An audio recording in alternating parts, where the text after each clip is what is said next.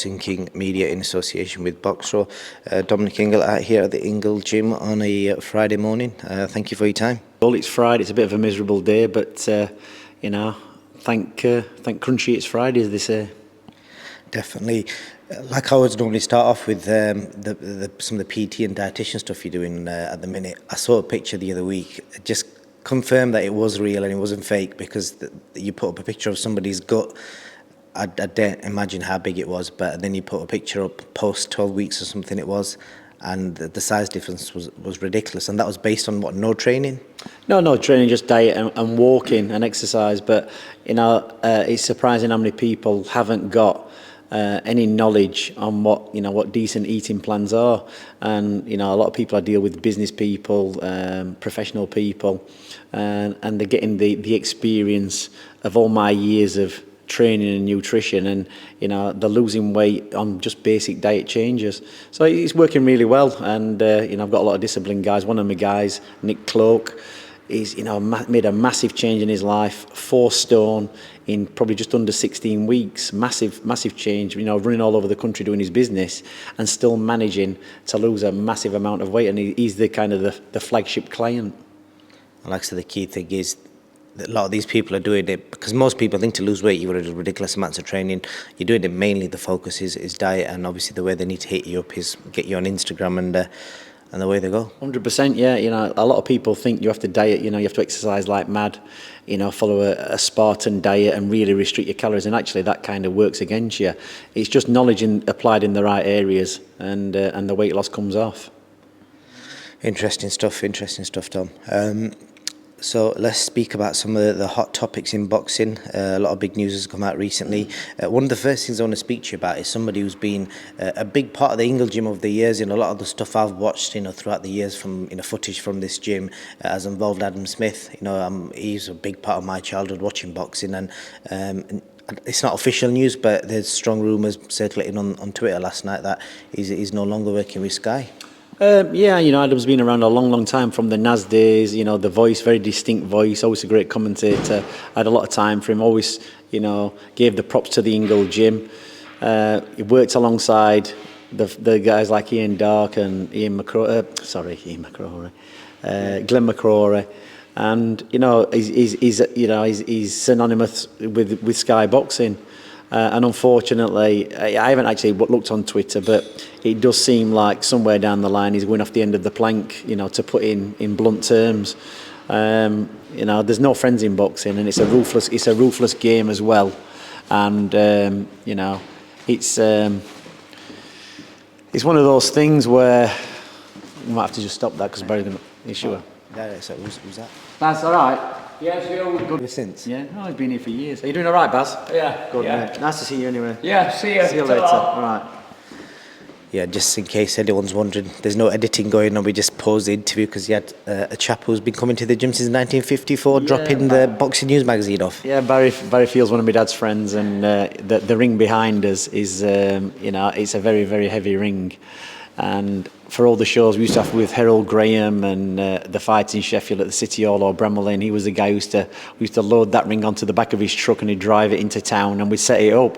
So, you know, a big boxing fan, and he's been bringing the boxing news in for whatever years. So he was one of the first people when Brendan started this gym who gave him a hand with all the RSJs and the scrap and the metal, and sponsored the gym. And, you know, he's still going strong. Lovely fella.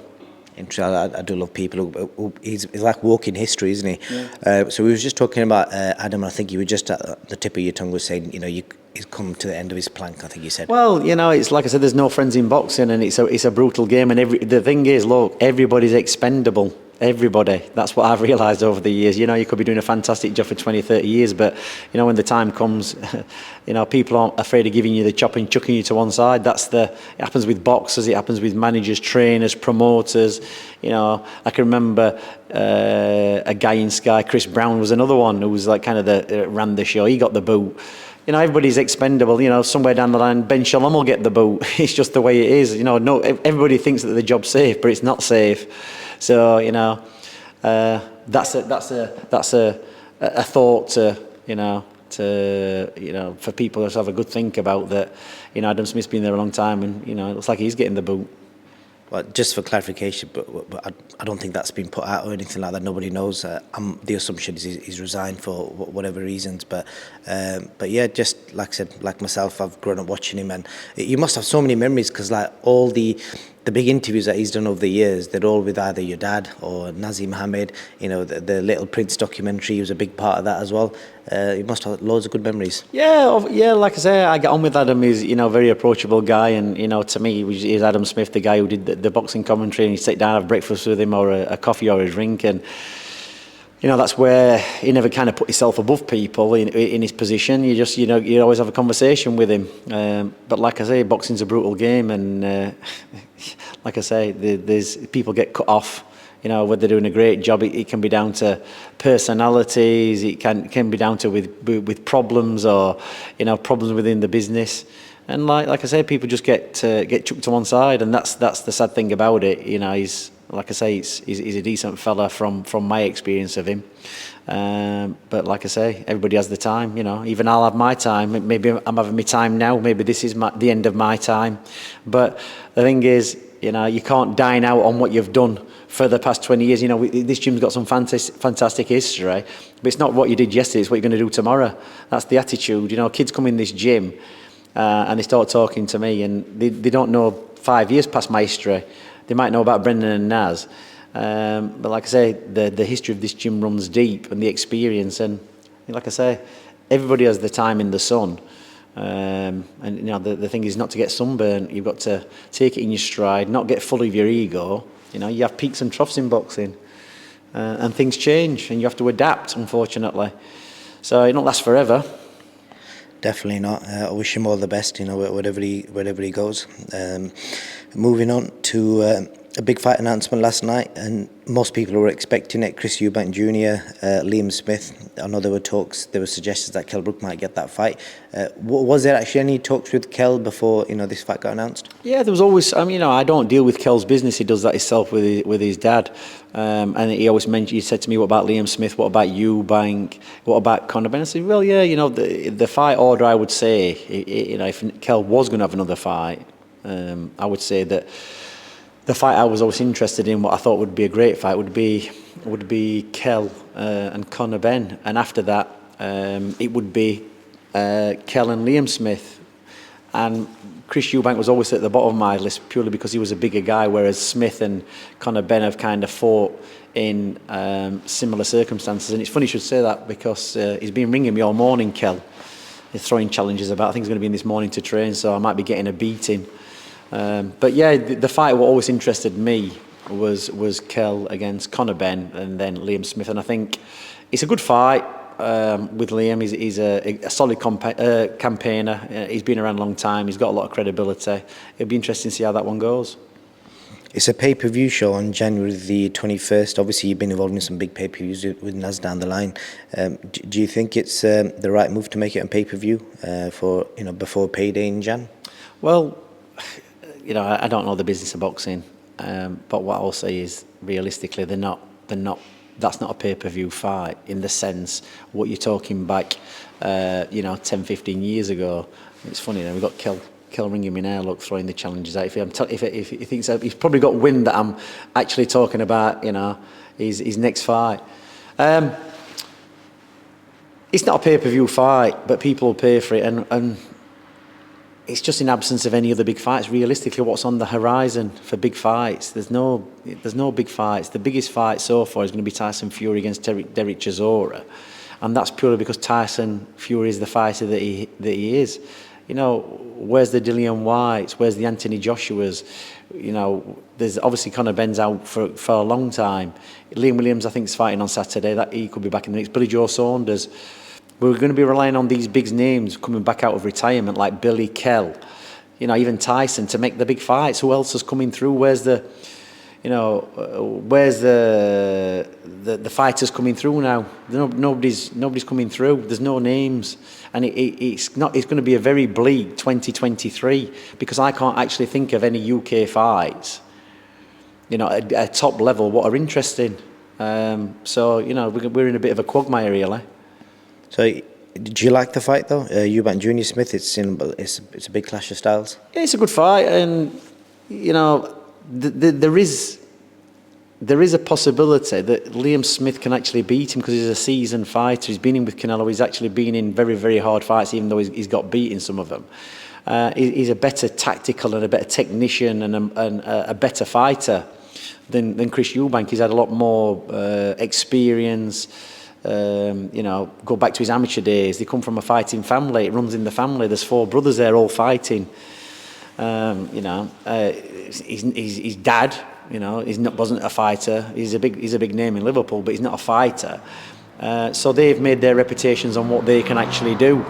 Where a lot of Eubank Jr., all right, he's had fights, but a lot of the shine is coming from his dad. So it's a fight that Liam Smith can win. He's up against it, but if he gets the tactics right, I think he can beat Eubank. But if I had to make a prediction, I would say it's a very, very close fight, and it'd probably be a split decision, or a close points to Eubank, because he'll just try and pepper and move and box his way around and keep on his back foot. If he starts to engage with Smith, I think that's where Smith, can win the fight, because he's very durable. He can sit in the pocket and work and clip little shots out and get on him.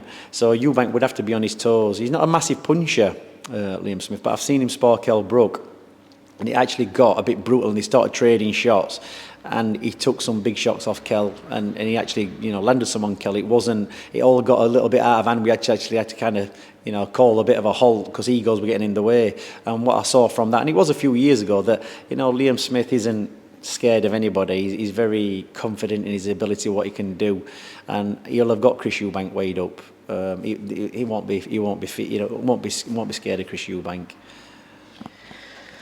And talking of the Eubanks, you will have seen, there's a lot of recent news on Chris Eubank Sr. and his mental health thing, but he has done a lot of interviews. He's been doing this media thing with Nigel Benn. They've been going on tour together, and people are suggesting that he shouldn't be doing any of this sort of stuff. But he's always been quite extravagant, and I'm sure you've got loads of stories from Senior from the past. Well, I think the word you're looking for is not extravagant, but extrovert. And there's loads of stories. He's been to this gym.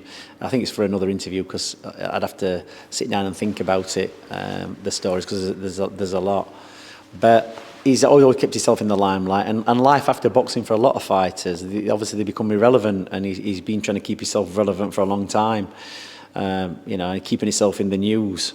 So whether he has had mental health issues or he hasn't had mental health issues, who knows, and what his choices are. I've read his book. That's a good read. You should read his books. They're very good. You have a bit of an insight into him. Like I say, a remarkable fighter, and you've got to respect him for that, his boxing career. But as a person, that's debatable. I don't really know him, what makes him tick. He's had a lot of tragedy in his life, obviously, with his son and whatever. So, he's still alive and kicking. He's only about a year older than me. Does he look good for his age? Probably not.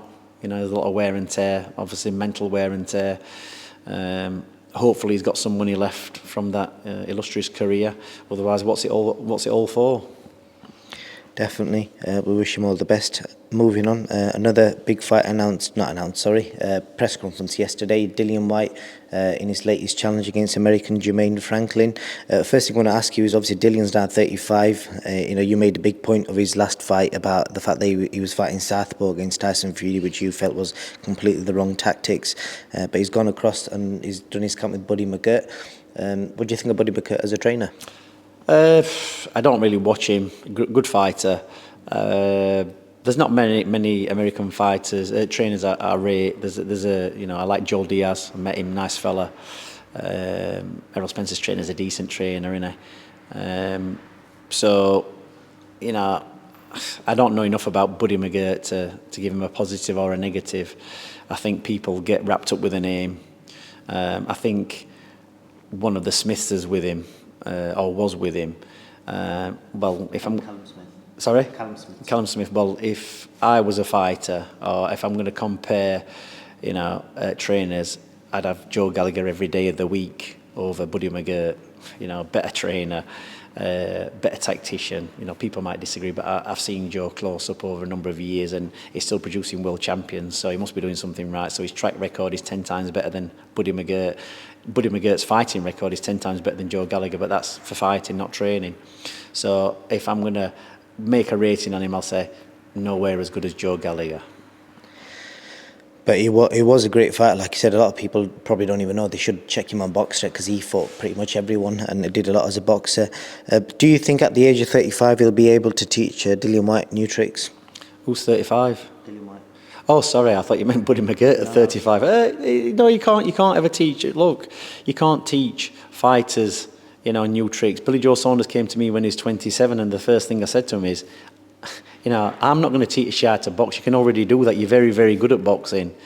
All I can do is bring out the best in you. I can make you the fittest, the strongest, and, you know, give you the tactics for the fight. But your boxing ability is your boxing ability.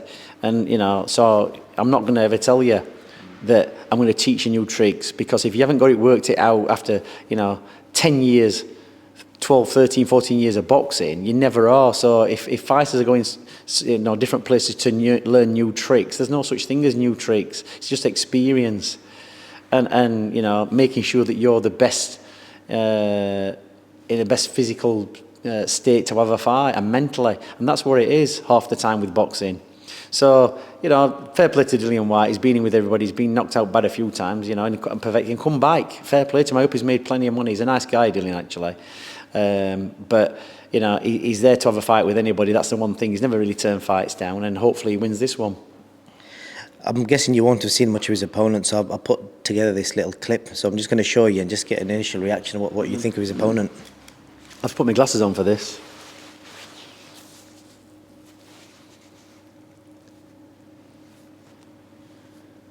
How old is he?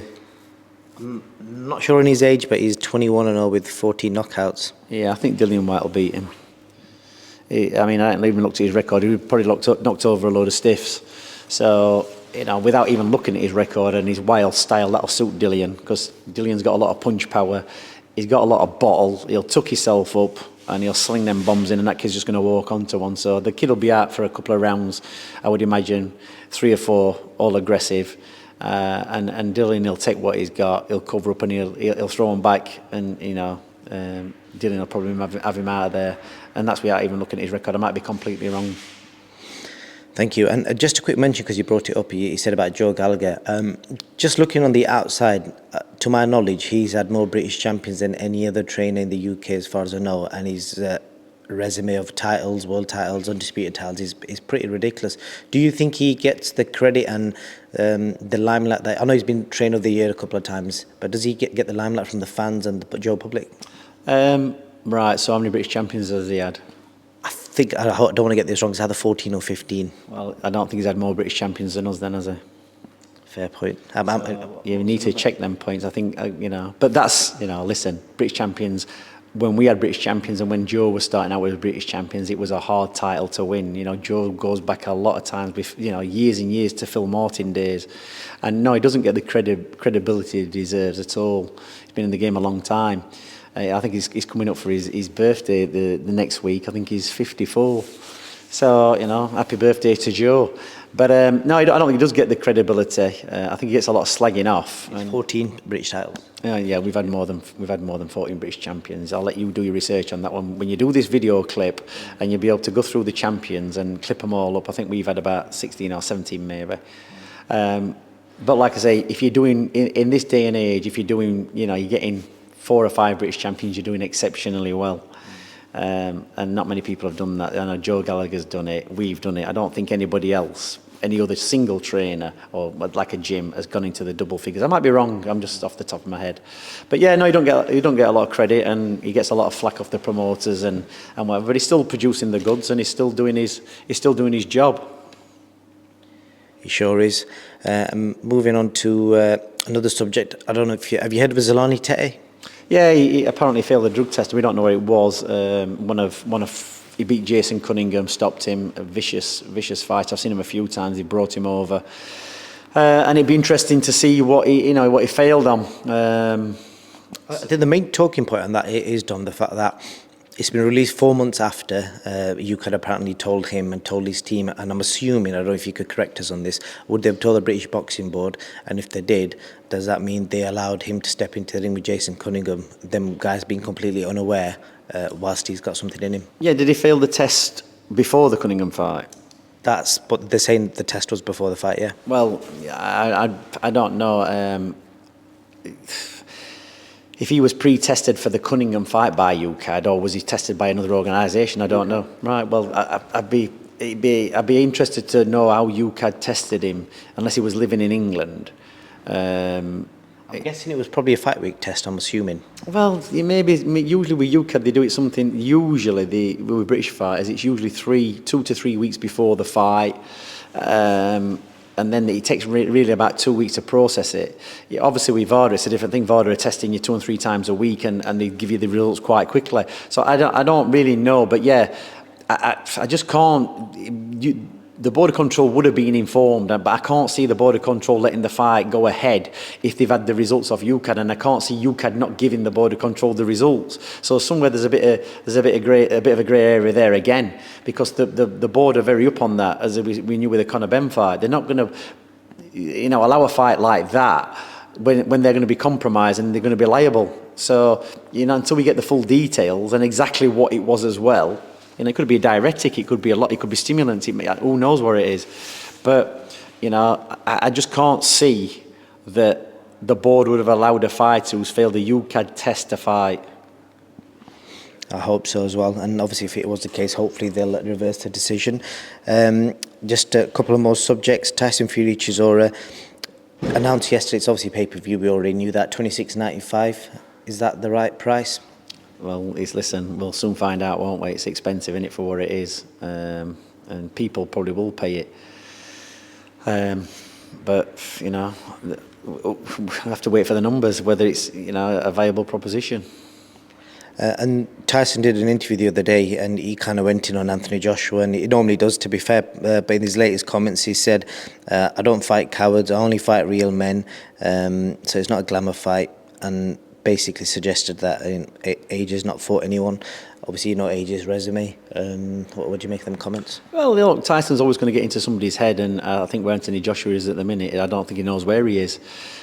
Because when you've had people blowing smoke up your arse for the last 10 years or whatever it is, your ego gets inflated that much, you haven't got a sense of reality. That happens with a lot of fighters. The thing with Tyson has got a sense of reality because he's been to the bottom, and he's been to the top, and back to the bottom, back to the top. He comes from a travelling background. That's as real as it gets. You're fighting on caravan sites, you're fighting street fights, your families are fighters, your brothers and sisters are fighting, your kids are fighting. That's the reality of it. That's a proper tough education in fighting, being a traveller. Obviously Tyson's mentally getting the top side of Anthony and putting the comments out there, getting him to question himself. Dismissing his career that you've never fought anybody. And that'll do 2 things. It'll either ruin Anthony in the sense that he won't want to take the fight, or it'll fuel him up thinking, I'm going to prove him wrong. And maybe that's what Tyson wants, because realistically that's the only money fight, or one of the money fights for Tyson Fury, and it's probably a fight he'd like to get before he finishes his career to put the icing on the cake. Talking of AJ, there's a suggestion, and Eddie Hearn kind of ruled it out the other day, but Roy Jones Jr. might be getting involved in training him, and there's obviously been a bit of a backlash online. People are saying, what's going on here with regards to changing trainers again? I did ask Eddie yesterday, or ask somebody, is it fair? And Angel Fernandez, who's kind of just there all the time, but there's constantly new trainers getting mentioned. What do you think of all that situation? Well, when you're in a supermarket and there's loads of queues, you keep jumping the queue to get to the operator the fastest, and realistically, at the end, the queue that you started off in is actually one that's gone down the quickest. That's where it's a bit like we're changing trainers, and that's it. And I should know, because I've had fighters come and go. Prime example, Kell Brook. His best performances were only ever under me. So, Anthony Joshua's jumping the supermarket queues, isn't he? And where's that going to end up? I don't rate Roy Jones as a trainer. Very good fighter, exceptional. Kind of ruined his career a little bit, jumping in at the last back end of it and getting beat by Macronelli and other fighters, and having far too many fights. Where if he'd have been smart, he'd have done what Floyd did, have exhibition fights, still making a fortune, still looking fantastic. Doing that, it wasn't beyond him to do that. but he went a different route. So I don't know who the right trainer would be for Anthony Joshua at the moment in time. Maybe he just wants to pack up. Good stuff. And the last thing I wanted to say was, I love quotes, and I've got a thing about quotes, especially ones that mean much. And there's one that your dad said a few years ago, and it comes off the back end of, when people say money changes people, but your dad said money magnifies who you are. And that's true. It doesn't change people. It just highlights what you actually are, because there's, I've come across a lot of people with money, and people who've never had money, like the likes of Naz. It was never enough. No matter how much they got, it was never enough. And then you meet people, and I've met a lot of people who you would not think have got a lot of money. They're the nicest people going. So, it's... and like, here we are, we've got Kell Brook, he's just walked in. That's another one where money's never changed him. Multi-millionaire. You still think he, with the 11, 12-year-old bright-eyed, bushy-haired kid who came into the gym. He's got a bit of a flash car and that, but to look at him, you think he was a tramp off the street. Is that right? No. So, yeah, there you go. That's money.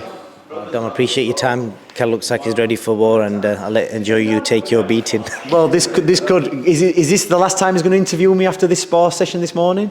Yeah. The end of me? You'll be in A&E. Okay, A&E. A&E. I'd rather be in A&R, artists and repertoire, instead of A&E. But there you go. So I'm going to have to take a beating this morning. This may well be Dom's last interview. Do you know what I'm thinking, actually? Do you know where my gum shield is? I think I forgot my gum shield. Just said that to him. Thank you for your time, Dom. Thank you.